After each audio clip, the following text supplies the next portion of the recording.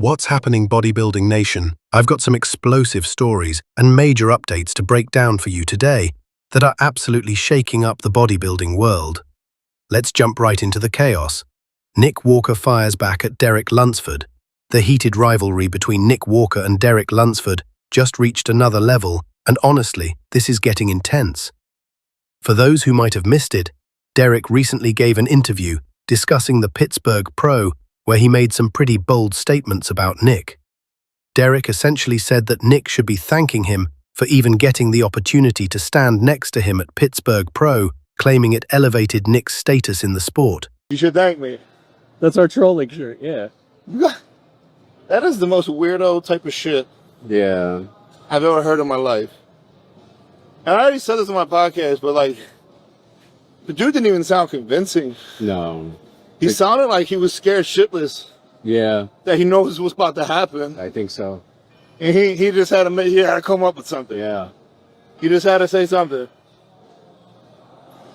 To try to seem confident. Yeah. Or it did not seem confident. It's like, bro, it's not convincing. No. You ain't fucking fooling anyone, brother. He also made it clear he doesn't believe Nick can beat him at the Olympia. This feud has been simmering for a while, but it's really exploding now. Nick's response was absolutely brutal. He called Derek's comments the most weirdo type of stuff he's ever heard. But what really caught my attention was Nick saying Derek didn't sound convincing at all, claiming he sounded scared as hell and like he knows what's about to happen at the Olympia. Now, I have to be honest here, thoughtful. While Derek's original comments might not have sounded super convincing, I wouldn't necessarily say he sounded scared either. What I will say is that this back and forth is absolutely fantastic for our sport. Both Nick and Derek are elite-level bodybuilders at the absolute top of the game, despite what some critics might say about either physique. What makes this rivalry so compelling is that you genuinely cannot definitively predict how it will go. We're not talking about a 15th place competitor calling out a champion. These guys are legitimately close in ability and achievement. Nick actually won the pre-judging at Pittsburgh Pro, and he's been top 3 at the Olympia before. Derek was 3rd at his last Olympia. Nick was also 3rd at his last Olympia. Their most recent head-to-head saw Nick win pre-judging, while Derek took the finals and overall victory. Whether you love or hate either of their physiques, the fact remains they're extremely close competitors. This rivalry has all the ingredients to make the upcoming Olympia incredibly exciting because it truly could go either way. That level of uncertainty and genuine competitive balance is what makes great bodybuilding drama.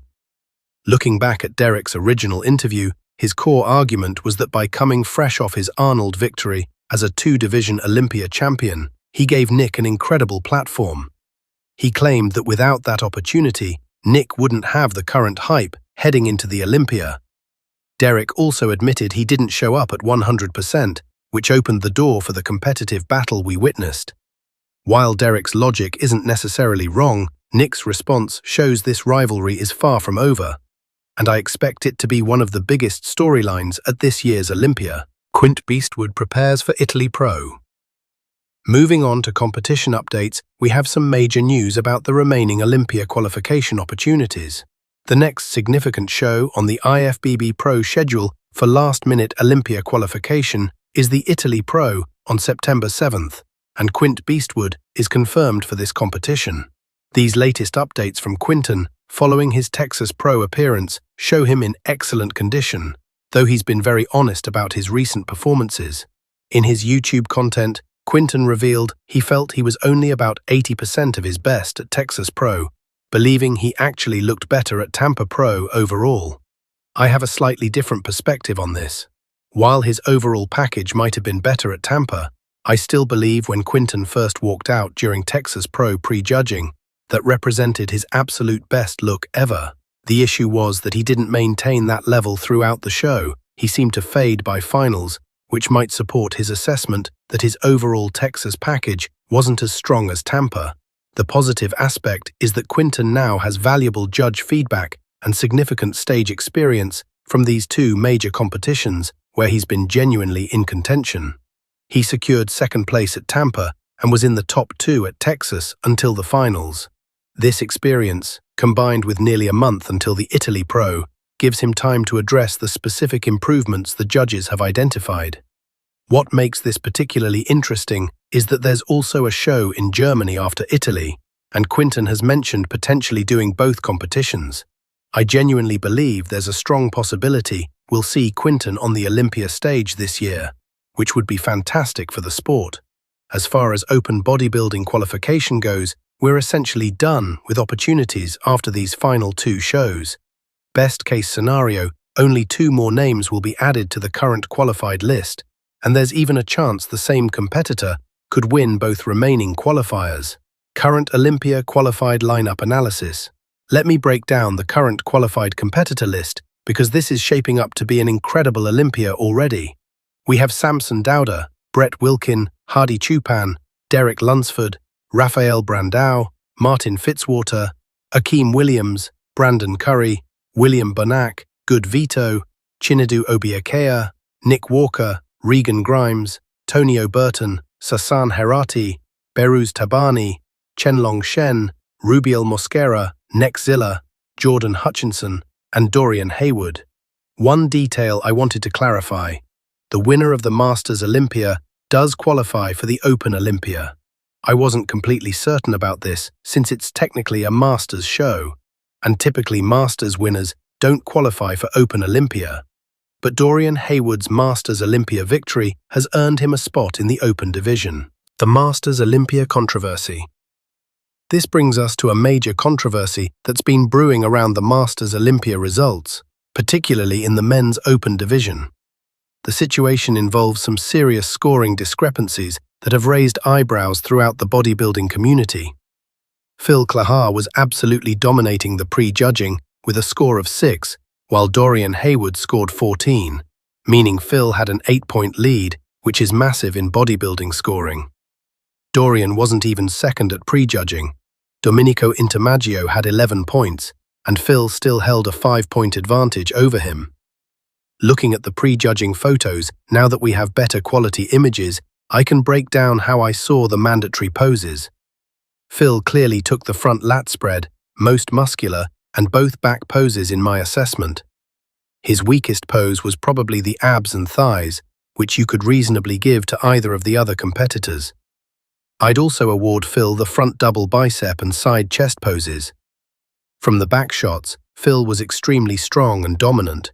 While Dorian brought impressive muscle mass, thickness, density and fullness, his conditioning appeared noticeably softer compared to Phil's detailed presentation.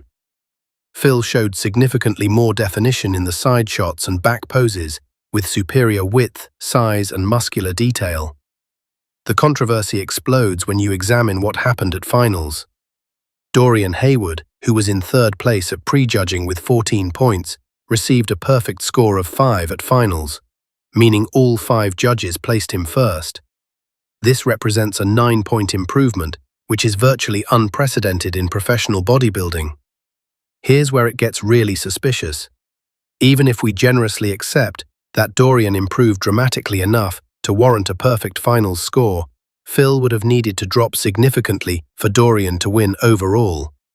For Dorian to claim victory, Phil couldn't just drop to 2nd, he had to fall all the way to 3rd place at finals. Watching the finals footage repeatedly, I cannot see evidence that Phil deteriorated from his pre-judging condition. He appears to maintain the same level of conditioning and presentation that gave him such a commanding pre-judging lead. For him to drop from a commanding 1st place to 3rd place at finals, while the 3rd place competitor receives a perfect score, creates a situation that's statistically almost impossible under normal circumstances. This type of dramatic point, the combination of questionable outcomes in multiple divisions at the same event, raises legitimate concerns about the judging consistency. While I'm typically very hesitant to say robbery in bodybuilding, I estimate maybe 1 to 2% of shows I've watched over the years seemed genuinely questionable. This Masters Olympia might warrant inclusion in that rare category. The scoring patterns and dramatic point swings are so unusual that they demand scrutiny. Italy Pro Competition Preview. Returning to upcoming competitions, the Italy Pro is shaping up to be highly competitive, with several legitimate Olympia-caliber athletes confirmed.